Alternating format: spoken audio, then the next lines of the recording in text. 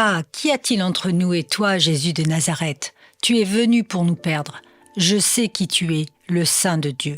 Luc chapitre 4, verset 34. La Bible ne nous enseigne-t-elle pas dans Romains au chapitre 10, verset 9, que celui qui croit et qui confesse de sa bouche que Jésus est le Fils de Dieu sera sauvé? Oui, absolument. Cependant, cette parole dans Luc n'est pas la parole d'un homme, mais celle d'un démon, et elle ne peut être acceptée par le Fils de Dieu. Ce démon croit que Jésus est le Saint de Dieu, exactement comme beaucoup de religieux le croient également. Bien plus que de simplement le croire, il le confesse à voix haute. « Je sais qui tu es, le Saint de Dieu ». C'est exactement la même déclaration qu'a fait Pierre à Jésus. « Et nous avons cru, et nous avons connu que tu es le Christ, le Saint de Dieu ». Jean chapitre 6, verset 69.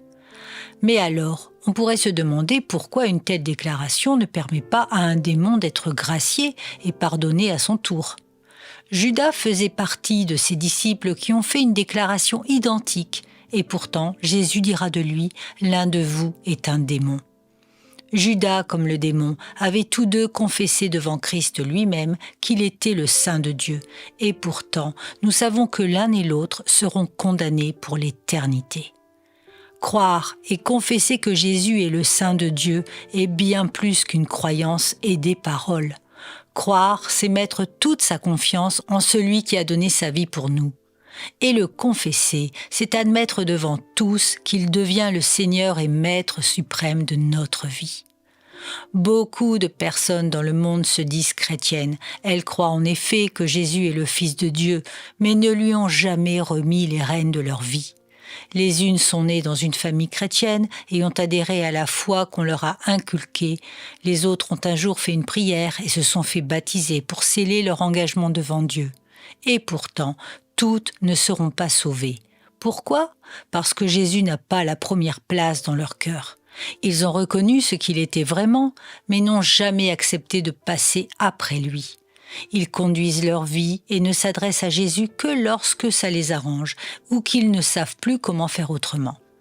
Ce sont eux qui continuent de piloter leur vie comme bon leur semble. Jésus fait partie de leur vie et jamais ils ne voudraient le quitter. Mais ces personnes n'ont jamais été pleinement convaincues de péché et ne peuvent donc pas soumettre leur vie tout entière, c'est-à-dire toutes leurs décisions, leurs pensées, leurs raisonnements et leur caractère à la seigneurie du Saint de Dieu. Paul nous invite à nous examiner et l'occasion nous est donnée ici de le faire. Jésus est-il vraiment le Seigneur et Maître de ta vie tout entière? As-tu réellement et sincèrement reconnu ton état de pécheur? Vis-tu régulièrement la repentance? Es-tu prêt à tout perdre par amour pour lui? Dieu connaît déjà la réponse à toutes ces questions. Ce qu'il attend aujourd'hui, c'est que tu y répondes sans te voiler la face.